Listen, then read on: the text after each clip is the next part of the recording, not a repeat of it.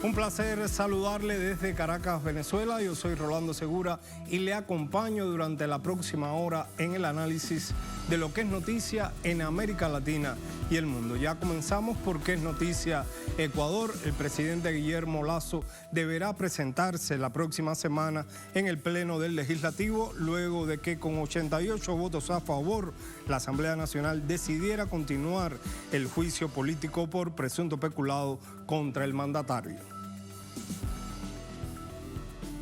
Y es noticia México y Estados Unidos a la espera de lo que llama una invasión de migrantes. El gobernador republicano de Texas desplegó una nueva fuerza fronteriza táctica para evitar la entrada de migrantes desde México. La unidad empleará helicópteros del tipo Black Hawk y C-130, mientras preparan leyes para considerar delito grave la entrada ilegal y permitir la expulsión de los migrantes. En este contexto, los presidentes de Estados Unidos y México sostuvieron una conversa hoy de aproximadamente una hora.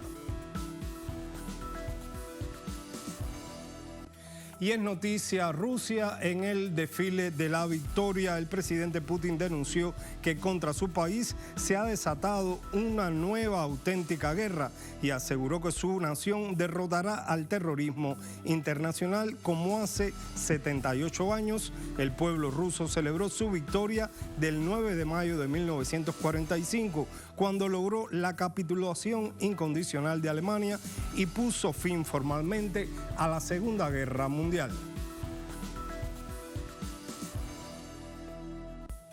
El análisis de inmediato aquí en Es Noticia.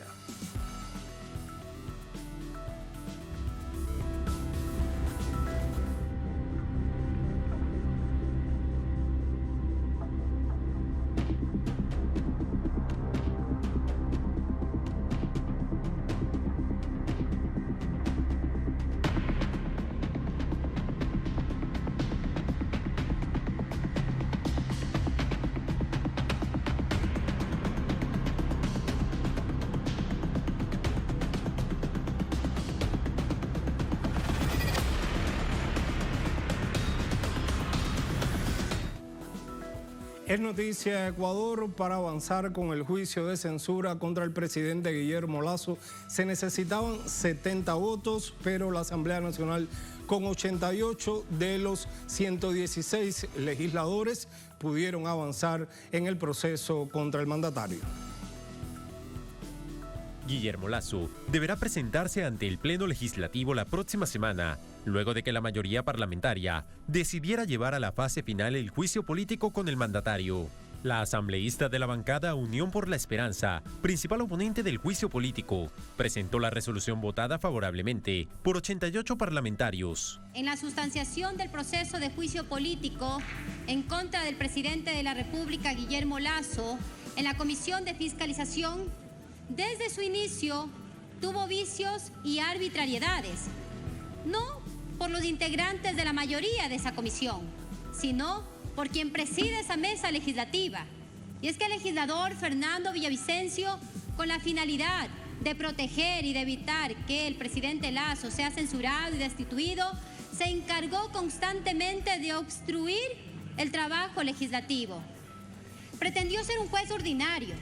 El presidente de la Comisión de Fiscalización, Fernando Villavicencio, aseguró haber cumplido con la entrega del informe motivado sobre el juicio político. Aquí se le está juzgando al presidente de la República por un delito de peculado y hasta el día de hoy no han presentado una sola prueba de peculado, ni siquiera un indicio. El presidente Guillermo Lasso es acusado de presunta corrupción por caso de peculado en un contrato estatal para el transporte de crudo. La resolución indica que conocía y sabía de la estructura de corrupción en la flota petrolera ecuatoriana y se destaca su estrecha relación con el entonces presidente del directorio de la empresa coordinadora de empresas públicas, Hernán Luque. La responsabilidad política del señor Guillermo Lasso Mendoza es clara. El saqueo del erario público en EP-Flopec inició con la emisión de un decreto ejecutivo, el número 163 del 18 de agosto del 2021, violando el artículo 7 de la Ley Orgánica de las Empresas Públicas, con el fin de concentrar el poder y la capacidad de decisión sobre las 14 empresas públicas de la función ejecutiva en una sola persona. En la próxima etapa del juicio político, se requiere la mayoría calificada de 92 asambleístas para la destitución de Lasso de sus funciones. Esta misma semana, un informe de la encuestadora Imagen SACE arrojó que el 81% de los ecuatorianos respalda la salida del poder del presidente Guillermo Lasso. Y ahora nos vamos directamente hasta Quito, Ecuador. Allí está nuestra corresponsal Elena Rodríguez. Un gusto saludarte, Elena. Ya es un hecho que avanza el juicio político contra Guillermo Lasso, pero ¿cuál ha sido la reacción en la ciudadanía en Ecuador con respecto a este hecho y qué viene ahora? Hola Rolando, qué gusto saludarte. Saludos también a la audiencia de América Latina y el mundo. En efecto, ¿qué viene ahora? Pues lo que contempla la Ley Orgánica de la Función Legislativa. El presidente del Parlamento ecuatoriano, Virgilio Saquicela, tiene 72 horas máximo para convocar para notificar al presidente de Ecuador, Guillermo Lasso, sobre el juicio político. Y luego de esos 5 días máximo para que el presidente sea convocado al Pleno de la Asamblea Nacional para que ejerza su derecho a la defensa.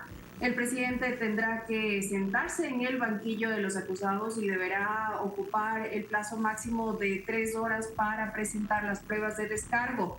Los interpelantes deberán, en cambio, en el plazo máximo de 1 hora, presentar también las acusaciones que pesan sobre el primer mandatario. Solamente una aclaración. El día de hoy participaron 116 asambleístas y se necesitaba una mayoría calificada, una mayoría mínima en realidad, es decir, deberían estar la mitad más uno de los legisladores para aprobar la moción de resolución presentada por la asambleísta Viviana Veloz. Ustedes ya veían en el informe que nos presentaba Rolando, precisamente, que la asambleísta hablaba de reiniciar o continuar el proceso de juicio político una vez que la Comisión de Fiscalización trató de entorpecerlo.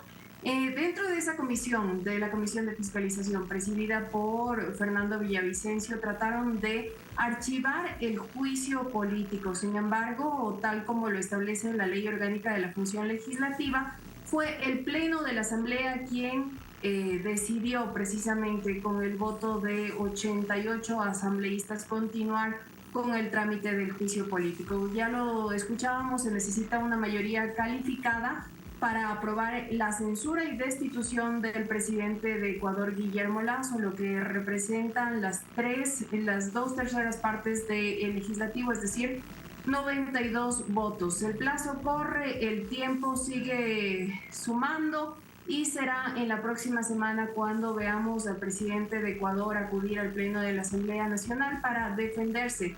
Las reacciones. Bueno, el ministro de Gobierno, Henry Cucalón, ha dicho: la Asamblea ha decidido continuar con el juicio político al presidente de la República en un proceso ilegítimo que nació, se desarrolló y terminará sin pruebas, sin argumentos y con serios vicios legales. Nos mantenemos firmes en la defensa del derecho de los ecuatorianos a vivir en democracia. Democracia que, dicho sea de paso, está contemplada en la Constitución de la República a través del juicio político como un mecanismo de desfogue de crisis políticas. También está la muerte cruzada y otros mecanismos contemplados en la Carta Magna de los ecuatorianos. Veamos entonces cómo se desarrolla este escenario político complejo que se vive en Ecuador una vez que el presidente de la República tenga que acudir al Pleno de la Asamblea para defenderse. Gracias, Elena, por estas precisiones, pero nos mantenemos en Quito porque vamos a conversar con el abogado y docente Carlos Poveda. Gracias por acompañarnos, Carlos, un placer que esté con nosotros. Ya es un hecho, decíamos, que Lasso va a juicio político, pero la oposición dice que sí, que hubo peculado, que hay pruebas de esto. Dice la defensa de Lasso que no se han propuesto pruebas. La propia Comisión de Fiscalización, como decía Elena, ha entorpecido este proceso. ¿Cuál es el escenario que se avecina ahora? Muy gentil por esta oportunidad y por dirigirme un cordial saludo. Sí, efectivamente, el día de hoy el Pleno de la Asamblea Nacional, con los votos que se había anticipado, establece ya la posibilidad de un juicio político. Y se debe recalcar también, y esto es coherente, de que efectivamente la Comisión de Fiscalización, presidida precisamente por asambleístas que son partidarios de Guillermo Lasso, empezaron a entorpecer la tramitación de este juicio político. Recordemos que precisamente la Corte Constitucional del Ecuador estableció la viabilidad, porque se estaba un dictamen para el procedimiento de juicio político. Y la Corte Constitucional fue muy claro. Primero, el señalamiento de que debía analizarse la posibilidad de un tema de peculado, el tema que procedía el juicio político, pero también hay un tema muy importante, que ninguna función podía interferir en la fiscalización, porque además de desfogue es un tema de fiscalización de la Asamblea Nacional. Y en ese sentido, en ese desfogue hubo también una situación que llamó mucho la atención, un dictamen del Procurador General del Estado que precisamente la Corte Constitucional, una vez que ya se pronunció en el dictamen, le impedía que se pronuncie. Y aquí vamos viendo también la situación como va afianzándose el Procurador General del Estado, lo que establece y se convierte en un apéndice del Ejecutivo. Pero también hay que responder de que en este juicio político, y dadas las connotaciones, también se ha vislumbrado una serie de situaciones en donde ha habido cambios de partidos políticos, desafiliaciones, y sobre todo el día de hoy yo creo que marcaría un tema del ausentismo. Hay un ausentismo aproximadamente de 23 asambleístas que no dieron un voto positivo ni negativo, tampoco se abstuvieron como hicieron la bancada de Izquierda Democrática, algunos de esta bancada. Entonces no se conoce si es que al final ya en el juicio político que se necesitan 92 votos vayan a estar a favor o en contra de la destitución y censura del presidente Lasso. Ha habido muchos actos que nos dejan precisamente como actos presuntos de corrupción en la que se está demostrando que el presidente de la República a través de sus funcionarios iban cooptando precisamente asambleístas de oposición para que vayan afianzándose en una votación que le favorezca al Ejecutivo. Sin embargo, lo que dice el equipo de Guillermo Lasso es que solamente renovaron contratos que ya había adoptado el anterior mandatario, Lenín Moreno, que no da la cara tampoco ante la justicia. Sí, efectivamente es un tema que continúa, son actos continuados, pero que debemos establecer de que no es un tema estrictamente penal, que es lo que siempre se ha intentado establecer o proporcionar a una esfera pública. Este tiene una connotación de carácter político en donde precisamente es la responsabilidad del presidente en realizar las acciones como primer mandatario. Y lo que se establece básicamente es de que él conocía, a pesar de que la renovación no le podía corresponder a él, pero él conocía de estos actos de renovación y conocía perfectamente de las actividades que hacía este señor Hernán Luque, que por cierto era persona de confianza, inclusive es funcionario del Banco de Guayaquil, que era una exentidad bursátil del presidente Lasso. Precisamente a eso nos referimos. Y básicamente en esa situación hay elementos suficientes para que se pueda proceder con el juicio político. Más allá de las pruebas de cargo, de descargo, es importante establecer que se necesitan votos. Tenemos 88 votos y se requerirían 4 votos adicionales para que proceda la censura. Esos 4 votos adicionales pueden estar en las bancadas de Pachacuti, que es un partido de izquierda, o las bancadas social cristianas, que también es un partido de derecha. Sí llama la atención la actitud de la bancada de Pachacuti, que siendo un partido político de izquierda que estaba alineado precisamente a las causas y luchas sociales, en este momento esté presuntamente a favor de Guillermo Lasso, y precisamente son los que estuvieron ausentes de su mayor parte en la sesión para el día de hoy. El propio Guillermo Lasso había adelantado la posibilidad de activar el mecanismo de la muerte cruzada, algo establecido en la Constitución, y él decía que podría aplicarlo en caso de que prosperara este juicio político. Hay un plazo ahora de 72 horas para que se cite al presidente del país. Estas 72 horas serían el compás de espera para saber si Lasso toma o no esta decisión, o depende de la seguridad en que se puedan contar con esos 4 votos que faltan para tener los 92 necesarios para poder tener un fallo en contra del presidente. Este es otro escenario que el presidente Lasso siempre lo ha venido anunciando. pero para que se convoque a la muerte cruzada, que la disolución de la Asamblea Nacional necesita causales, 3 causales, una de las cuales necesita un dictamen previo de la Corte Constitucional, que es abrogación de funciones, y que las 2 restantes, que sería obstrucción al Plan Nacional de Desarrollo y crisis política o social, también podrían estar bajo control constitucional del máximo organismo constitucional del Ecuador.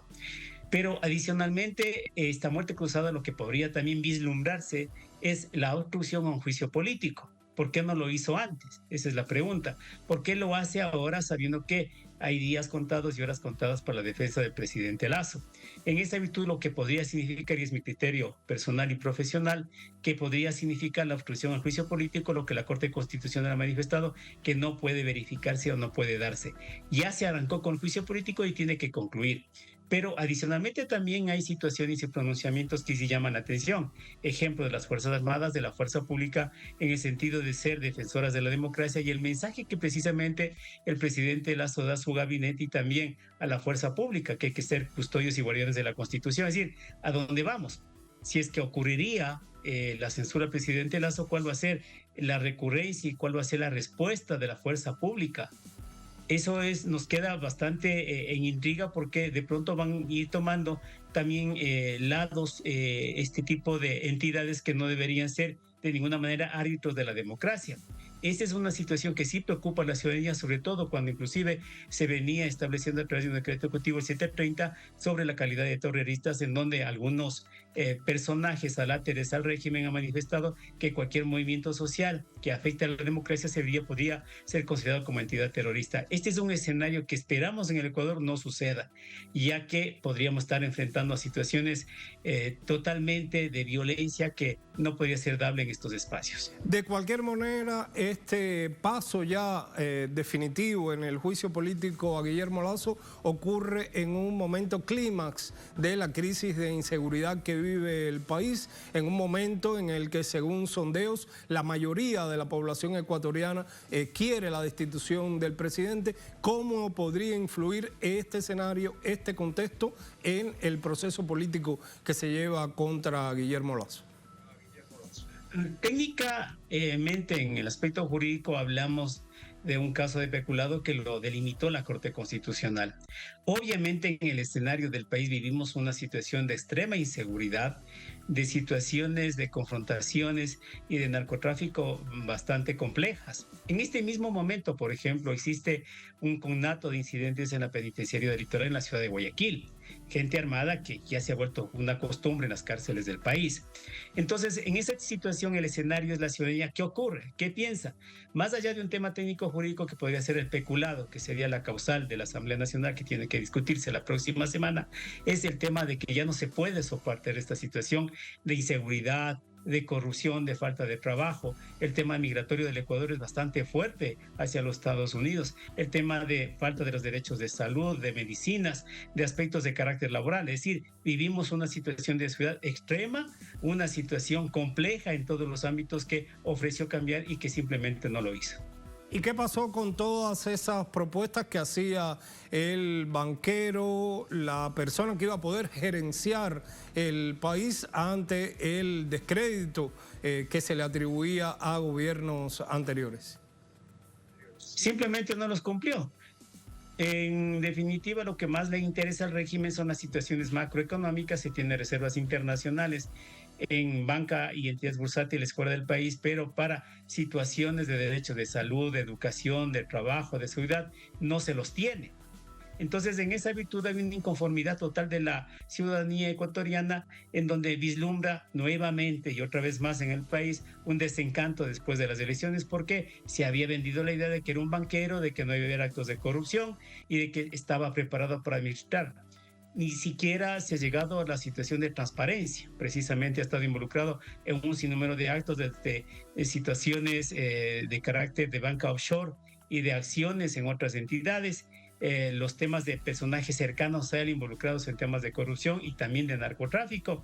Y la situación esta, lo que vislumbra el Ecuador, es de que requiere ya un cambio. Este es el escenario de la ciudadanía, pero obviamente tiene que arreglarse precisamente por leyes y la Constitución que establece este impeachment o este criterio de censura que debe verificarse en la Asamblea. No sabemos qué va a ocurrir en el supuesto caso de que le favorezca a Lasso las votaciones, es decir, que precisamente esos actores que son los asambleístas legislativos puedan beneficiar a él. No sabemos que, a pesar de que pueda tener un espaldarazo o un apoyo de estos asambleístas, porque solamente faltan 4 votos, si no lo consiguen, él va a salir bien librado, pero no sabemos cuál va a ser la repercusión, en cambio, en la ciudadanía que mira precisamente que este gobierno no ha cumplido lo que ofreció.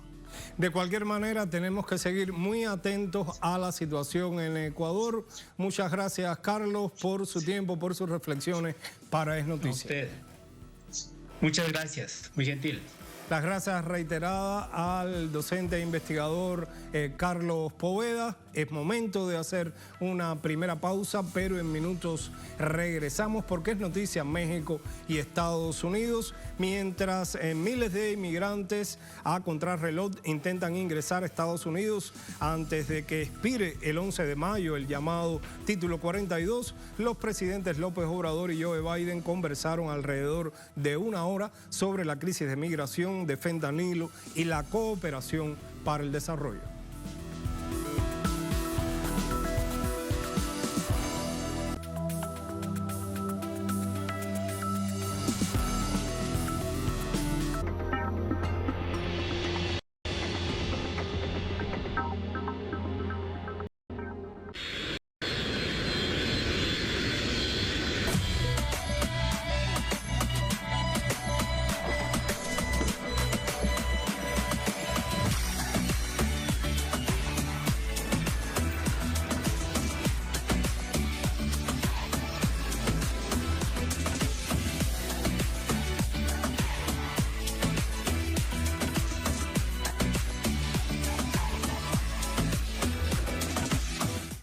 Compartimos su sentir, exaltamos sus logros y mostramos su realidad. Nuestro enfoque es global y nos mantiene en sintonía con los pueblos. Los países caribeños también reciben nuestra señal.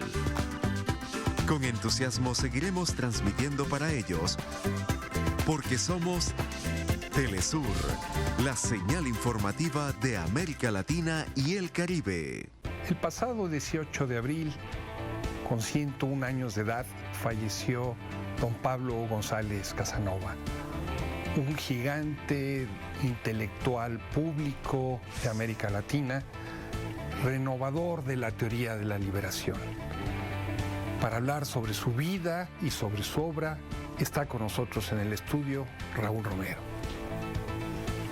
No se lo pierdan. Cruce de palabras por Telesur. Cruce de palabras. Hoy, solo por Telesur.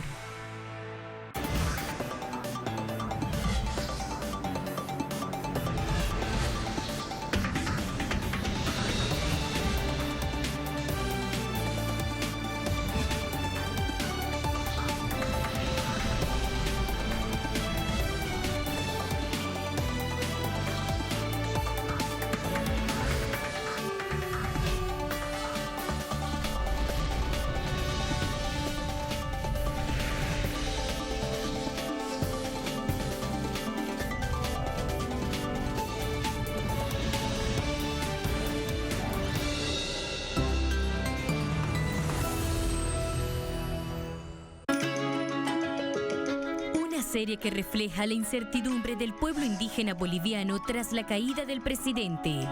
Y ahora, ¿quién va a garantizar todo lo que se ha cambiado, lo que se ha mejorado, continúe? Señor presidente, usted no está solo. Ahora sí, el verdadero pueblo nos vamos a parar en defender, en agradecimiento a usted, señor presidente, por todo lo que nos ha dejado. Nos toca otra vez a nosotros, a nosotras, defender este país de quienes otra vez quieren restituir estas formas coloniales, discriminadoras. El golpe no se lo hizo un gobierno.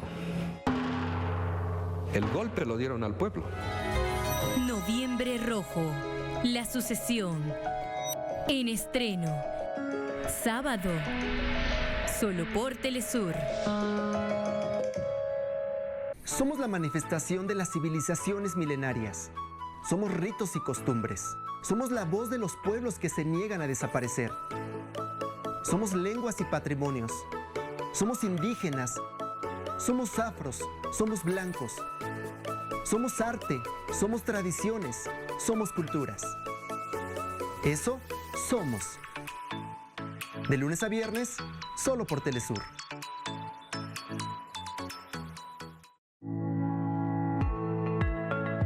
Mente dispara pensamiento, pensamiento detona emoción, emoción cambia la energía, me pongo caliente o frío, la energía cambia la bioquímica y la bioquímica cambia el cuerpo. Por eso detrás de cada enfermedad hay un pensamiento equivocado. Entrevista con Aísa García desde Guía tu Cuerpo. Sábado, solo por Telesur.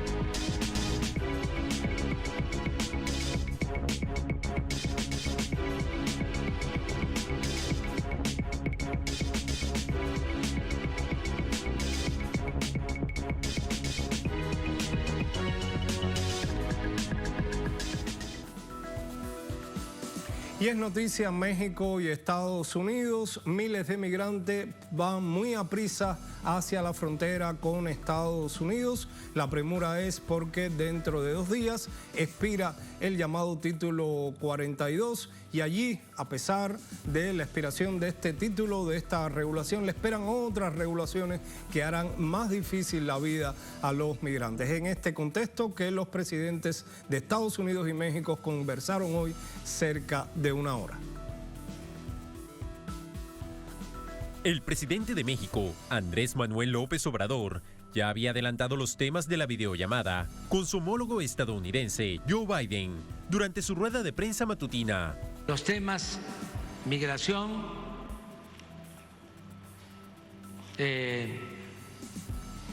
fentanilo,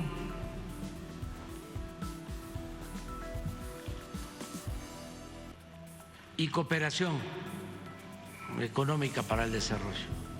El diálogo ocurre a 2 días de levantar el denominado Título 42, norma adoptada por el expresidente Donald Trump para negar la entrada a los migrantes y expulsar a los solicitantes de asilo en base a la emergencia por la pandemia de COVID-19.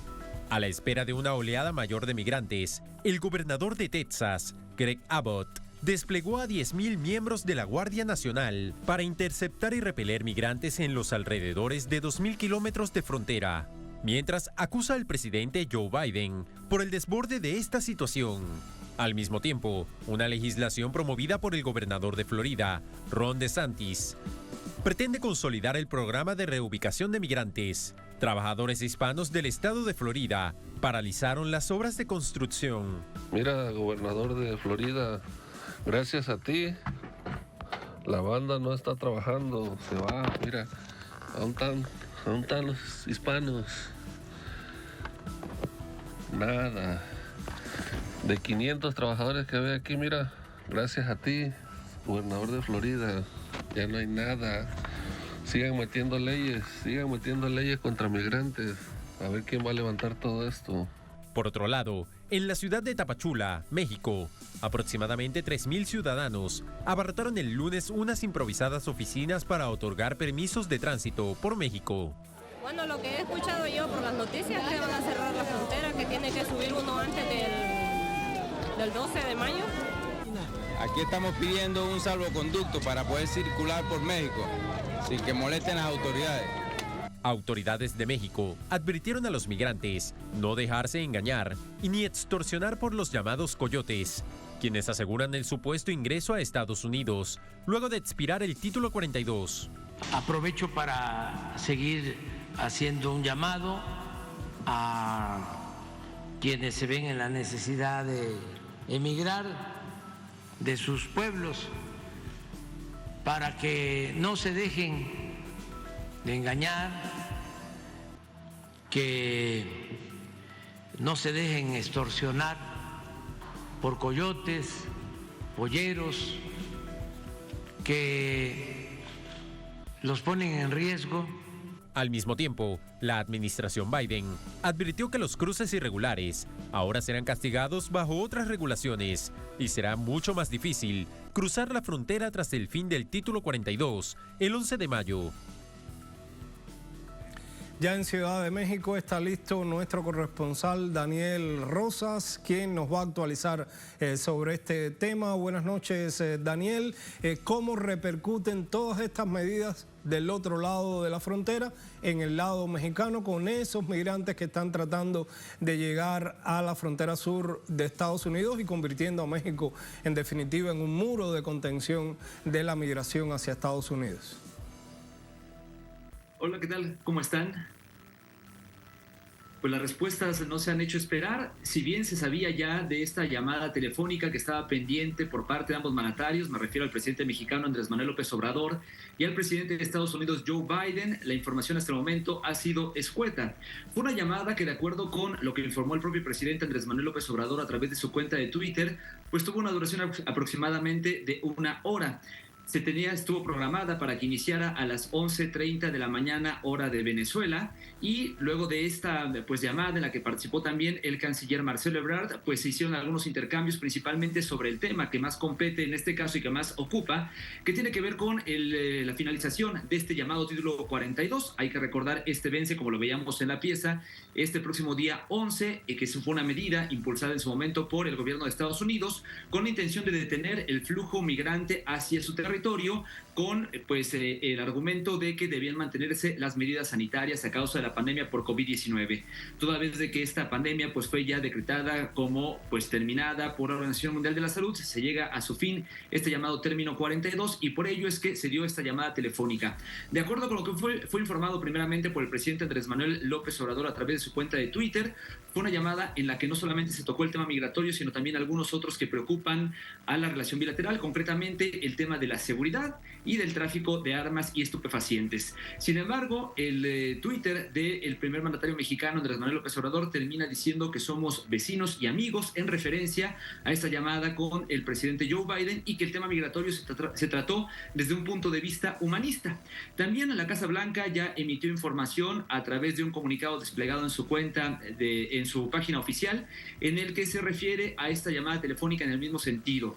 Es decir, que se trató el tema de la migración desde el lado humanista y buscando justamente salvaguardar el tema de seguridad en la zona fronteriza. Y es que hay que recordar que por parte de Estados Unidos se ordenó, concretamente por el gobierno del presidente Joe Biden, el despliegue de 1,500 soldados en la línea fronteriza, justamente para evitar que pudieran darse o que puedan darse altercados en las siguientes horas, en los próximos días, en el tema del cruce ilegal. Ya veíamos en la pieza, se ha hecho un llamado por parte del gobierno mexicano a los migrantes a no dejarse engañar, a que no crean que porque se termine el Título 42 se abre de capa la frontera. Por supuesto que eso no va a ocurrir. Se estarán buscando mecanismos para apoyar a quien desea hacer el trámite de migración legal a Estados Unidos desde México. Y bueno, al respecto, la Cancillería, la Secretaría de Relaciones Exteriores, ha ofrecido justamente el apoyo en los trámites. Se habla hasta el momento de que se estarán dando 100,000 visas para personas que quieran llegar a Estados Unidos, algo que, de acuerdo con el canciller Marcelo Ebrard, no se había visto en ocasiones anteriores.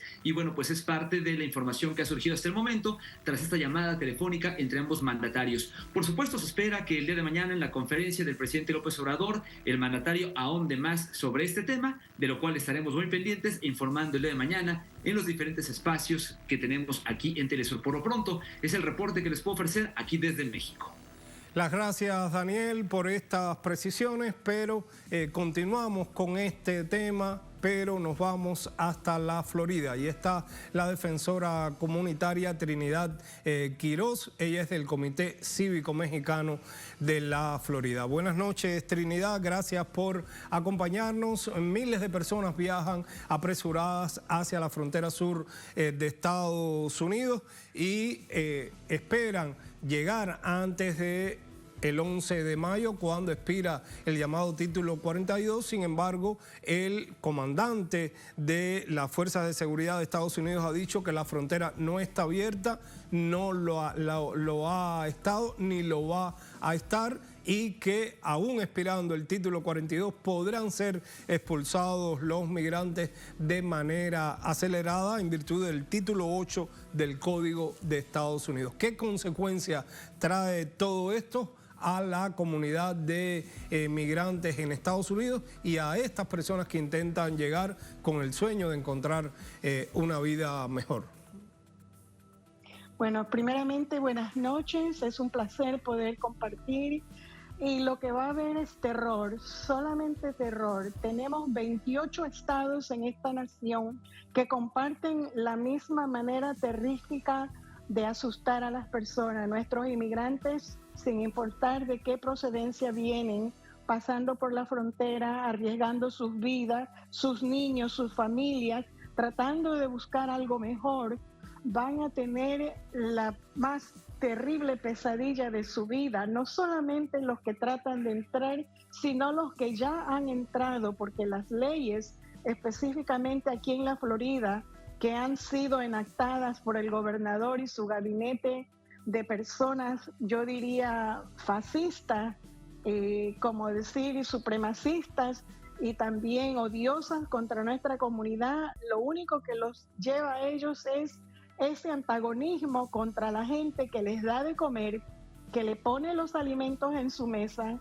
que le siembra las frutas, que trabaja en los restaurantes, que mantiene los negocios capitalistas en pie, porque casi todos, en su mayoría, los que laboran y por bajos salarios son inmigrantes. Así es que no se augura nada bueno para ninguna de nuestras gentes que ya llegan indocumentadamente a 11 millones en este momento y todos los que están llegando cada día. La verdad es que nosotros estamos muy preocupados porque las leyes son muy restringibles con penalidades y no sabemos a qué atenernos. Hemos consultado personas expertas en inmigración, abogados que están dispuestos a asesorar a las personas, pero cuando están con ese pánico, muchas veces ni asimilan qué opciones tienen, así que no es nada bueno. El augurio es pésimo y hay que decir la verdad. A eso que usted llama pánico podría estar contribuyendo entonces, Trinidad, esos 10.000 miembros de la Guardia Nacional que están desplegados alrededor de los 2.000 kilómetros de frontera para interceptar y repeler migrantes. Estas son palabras del gobernador de Texas. ¿Qué papel juegan los derechos humanos entonces en la política migratoria de Estados Unidos? Desafortunadamente, amigo, déjeme decirle que los derechos humanos son violados constantemente, las leyes no son respetadas. Lo que urge a estas personas, como estos políticos baratos de Texas, es tratar de infligir el dolor más grande, el terror más grande, porque creen que con eso no van a venir los inmigrantes, van a seguir viniendo y no los van a detener porque ellos huyen de muchas situaciones miserables donde pueden estar en peligro sus vidas, la seguridad de sus familias y pasan esa penuria. Muchos perecen en el tránsito. Una vez un bus se desplomó, otra cosa se desplomó y murieron más de 50 personas. O sea, yo no creo que ninguna persona que venga huyendo de un peligro tan grande como el que dejan va a arriesgar su vida por encontrar un peligro menor, pero no obstante, aunque la frontera está gobernada por ambos países, siempre los gobiernos hacen lo que a ellos en privacidad les conviene, y ese despliegue de todas esas personas supuestamente del orden no es más que para infligir un terror, un miedo, pero los inmigrantes una vez que abandonan y cruzan miles y miles de millas, no vuelven hacia atrás. Así es que tenemos una avalancha como nunca antes y que se prepare este gobierno completo porque va a tener sangre en sus manos. Eso es lo que vemos con las pólizas y las leyes represorias que tiene el Partido Republicano, empezando por Texas y cogiéndolo aquí en el estado de la Florida, donde de los 23 millones de personas que viven acá, casi 5 millones somos personas de origen hispano.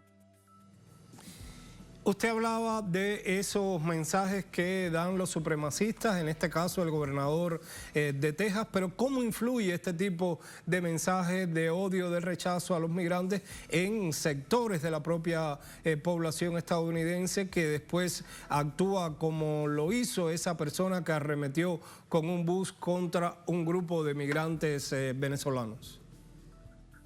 Pues déjeme decirle, si el expresidente de esta nación que obtuvo la presidencia bajo no buenos augurios, declaró que los inmigrantes son una amenaza para la seguridad, que son una plaga, que son traficantes, que son la escoria de la tierra, los seguidores de él que lo idolatran como un ídolo van a seguir con el mismo pensamiento y eso se nota cada vez. Ellos andan en sus trocas, en sus carros, con sus banderas fascistas y si alguien se los queda mirando, ellos arremeten. Y si es una persona que parece hispanoparlante, mucho peor. O sea, esas personas tienen ese odio ya, ese supremacismo por dentro y nadie los va, solamente Dios que tenga un encuentro y que sepan que están yendo contra lo que es los preceptos de servir al vecino, de cuidar de las personas, ellos no van a ceder. Aquí tenemos paradas, cientos de vehículos en un sitio que se llama The Villages, donde ellos hacen lo que les da la gana y quieren amedrentar a los que no piensan como ellos. Este fascismo, este odio es el mismo que empezó Hitler en Alemania en 1930 y 39. Nunca en los 60 años de mi vida que yo llevo activamente participando en la política de esta nación había visto yo tanto veneno como el que estoy mirando ahora. Tal así que violan las leyes y ni permiten que muchos niños inmigrantes que están indocumentados asistan a las escuelas públicas cuando es el derecho de acuerdo a la ley que dice que todo niño tiene derecho a tener una educación sin importar la situación migratoria ni el etnia que tiene. Estamos en tiempos muy difíciles. Trinidad, ¿y en qué medida esa situación se puede agudizar ahora que el país entra en una campaña electoral en que republicanos y demócratas se entrecusan para atribuirse las responsabilidades por esta avalancha de migrantes? Bueno, definitivamente los republicanos van a culpar a puertas abiertas a los demócratas por ellos incitar este despliegue de inmigrantes hacia estas fronteras. Ellos no han cambiado esa posición desde que entró el dios de ellos, su ídolo, que no quiero mencionar a ese innombrable. Ellos están con ese tema de que los inmigrantes vienen a quitarles los trabajos a ellos, a los blancos, que los inmigrantes vienen a causar todo lo que este país está mirando como malo y siguen infectando la mente de los que ya están aquí. Y me da tristeza ver que muchos de nuestros hermanos hispanos parlantes han cogido esa propaganda, los han envenenado y ellos muchas veces se pronuncian en contra de nuestros hermanos inmigrantes indocumentados. Es muy penoso. Trinidad, ¿y qué podría pasar? Veíamos hace unos instantes unas imágenes en las que un trabajador de la construcción mostraba lo que estaba pasando en un conjunto residencial en construcción, donde ya no habían personas trabajando. ¿Qué pasaría en Estados Unidos sin los migrantes, sin los mexicanos, sin los ecuatorianos, sin todos los latinoamericanos que hoy realizan las labores más difíciles en ese país? Sería un caos total, un colapso del comercio, porque no, en estos momentos recuerdo cuántos cientos de miles de restaurantes hay en esta nación y casi el 90% tiene inmigrantes, sean que tengan documentación o que sean como llaman indocumentados. Hay una película que hace unos años atrás se estrenó que decía Un día sin mexicanos. En esa película se ve como todo poco a poco va muriendo, los negocios van cerrando, la gente se desespera, no hay comida en las mesas. Y eso es lo que va a pasar, porque ahora no solamente son nuestros hermanos mexicanos, sino nuestros hermanos centroamericanos. Cuando el hispano viene aquí, tiene que coger lo que se le ofrezca. Y siempre son trabajos de servicio mal pagados, con muchas horas, con mucho sacrificio. Después las rentas están triplificadas a lo que eran antes 3 años atrás. ¿Cómo se las arreglan para sobrevivir? Es el caos que mucha gente que está tratando de humillar a los inmigrantes se está como frotando las manos y saboreando cuánto dolor van a influir en las personas, en las familias, en los niños. Yo diría que se está cumpliendo una cosa apocalíptica, porque como vuelvo y repito, en 60 años que yo llevo envuelta en la política de esta nación, conociendo lo que sucede, jamás había visto una cosa semejante. Ni siquiera en los años 80, 90, cuando la gente de la migra iba a las factorías de Nueva York, de New Jersey, y mucha gente desesperada para que no los llevaran arrestados, hasta se tiraban de un segundo y tercer piso. O sea, que ahora no estamos hablando de unos docenas, estamos hablando de cientos de miles de seres humanos que han entrado en los últimos 4 años, niños que han sido separados de sus padres, que son abusados sexualmente y cuánta clase de abuso hay, padres que no saben dónde están sus hijos. Hay que tener depravación política, mental y espiritual para conducir un estilo concentración como el que se ha hecho con nuestros hermanos indocumentados que han llegado acá en estos últimos 3 años. Las gracias, Trinidad, por sus apreciaciones, por sus comentarios para Telesur. Muchas gracias a ustedes por tenerme. Tenga muy buenas noches, pero nosotros continuamos, hacemos una nueva pausa y en minutos regresamos, porque es noticia también Rusia con el tradicional desfile del Día de la Victoria en la Plaza Roja de Moscú, en conmemoración de los 78 años de la victoria sobre la Alemania nazi. Pero según la portavoz de la Casa Blanca, la Segunda Guerra Mundial terminó con la victoria de Estados Unidos sobre el fascismo.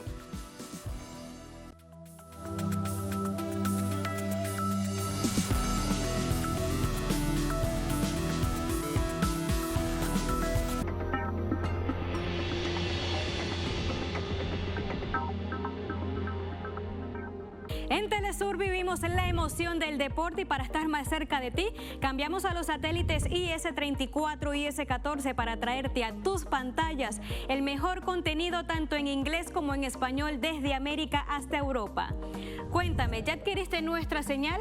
Si aún no lo has hecho, contacta a tu teleoperadora y unámonos todos en una sola emoción, porque Telesur siempre da más.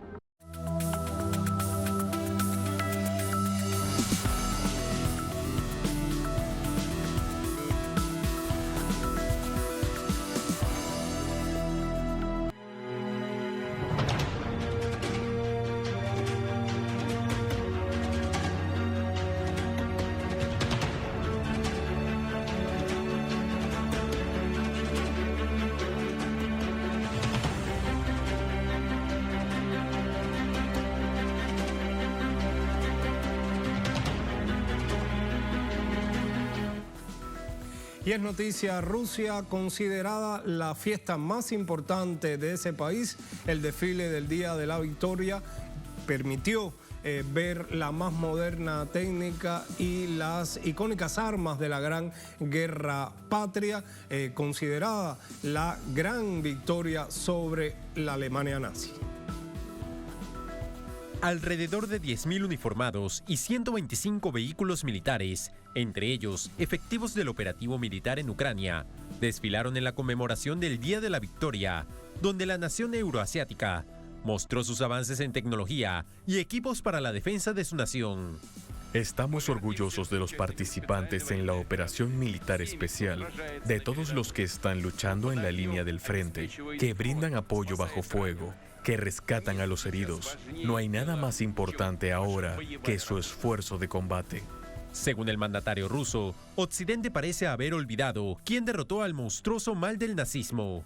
Para el jefe del Kremlin, cualquier ideología de superioridad es repugnante, criminal y mortal, y alertó sobre cómo las élites occidentales promueven actos sangrientos, golpes de Estado, sembrar el odio, la rusofobia y el nacionalismo.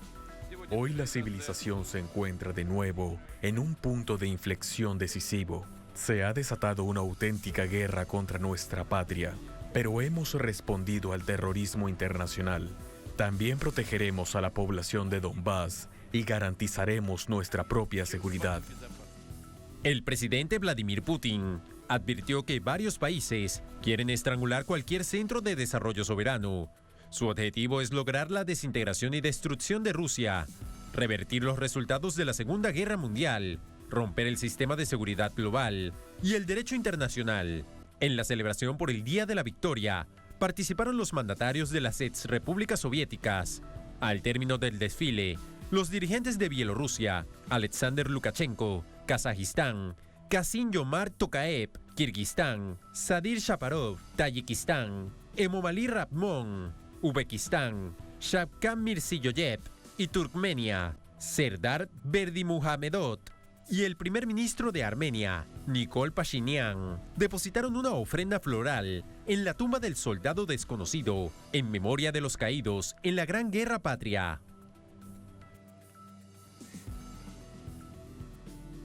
Y para conversar sobre este tema ya hacemos contacto con la analista internacional Ana Esther Ceseña, especialista del Instituto de Investigaciones Económicas de la UNAM. Gracias por acompañarnos, Ana Esther. En su discurso, el presidente Putin decía que Occidente se había olvidado de quién derrotó al fascismo. Sin embargo, precisamente esta semana, la portavoz de la Casa Blanca decía que la Segunda Guerra Mundial había terminado con la victoria de Estados Unidos sobre el fascismo. ¿Cuál es su lectura de estas dos apreciaciones de la historia? Bueno, pues primero que nada hay que decir que la historia sería muy distinta si Rusia no hubiera entrado, bueno, si la Unión Soviética no hubiera entrado a la guerra, porque realmente la derrota del fascismo tuvo como uno de sus momentos más importantes el enfrentamiento con Rusia. Entonces yo pienso que, por supuesto, ahí lo que hay también es una guerra de narrativas que no solamente está leyendo lo que ocurrió en ese momento, sino tratando de posicionar justificaciones para lo que está pasando en la actualidad. Entonces, en la medida en que se minimiza la importancia que tuvo la participación soviética en esta guerra, pues bueno, se está justificando también que no ha contribuido nada a pues la construcción, ¿no?, de una sociedad democrática con todos sus problemas, sus contradicciones durante todo este periodo. Y definitivamente, pues bueno, cualquiera que conoce la historia no puede desconocer la importancia que tuvo justamente el frente ruso en esta guerra. Y pues bueno, también es un modo de pensar las fronteras en aquel momento y en porque en aquel momento las fronteras se definieron a partir de los resultados de la guerra, y en este momento las fronteras se están definiendo o redefiniendo a través de la confrontación que está habiendo entre Estados Unidos con la OTAN, por un lado, y por el otro lado, bueno, una Rusia que no está abandonando su posición, sus territorios, que en el desfile refrendaron justamente que van a mantener sus posiciones en Ucrania, que van a mantener el apoyo a la población del Donbass y que además una cosa muy interesante en el discurso es que de pasadita, pero lo deja bien colocado, se menciona la alianza con China en muchos sentidos, ¿no? Entonces, pues creo que ese es la lectura. Sin duda fue en la entonces Unión Soviética el país que pagó la cuota más alta en esta Segunda Guerra Mundial, 27 millones de muertos, pero ¿en qué medida esa guerra, como le llamaban las repúblicas soviéticas, la Gran Guerra Patria, forjó o alimentó la cultura, la política rusa, la manera de ver la vida en ese país, en esa nación? Bueno, seguramente cualquier guerra, incluso una guerra tan cruenta como esa, para ellos mismos, pues cualquiera lo que hace es cohesionar también el sentido de la defensa, qué es lo que se está defendiendo, qué es lo que se considera la patria en ese momento, cómo se está poniendo en riesgo esa patria y cómo se está defendiendo, fue algo muy importante y por supuesto tuvo un efecto cohesionador desde el punto de vista de la construcción o el fortalecimiento de una identidad, pues de la identidad, digamos, de la unión de todas estas naciones en la Unión Soviética.